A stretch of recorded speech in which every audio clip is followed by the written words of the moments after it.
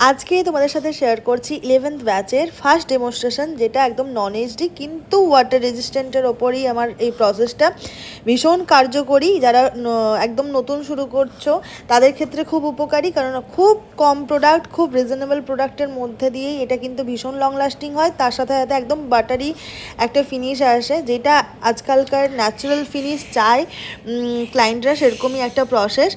আর যেটা হয়েছে আজকে প্রচুর পুরনো স্টুডেন্টরাও এসেছিল, তাদের জন্য খুব উপকার দিয়েছে।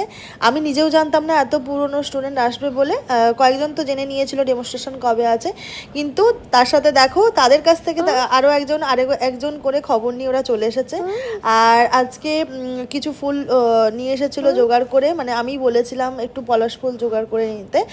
আর তারপর দেখো ওকে এই লুকটা দিয়েছিলাম, তো কেমন লাগছে অবশ্যই লুকটা জানিও।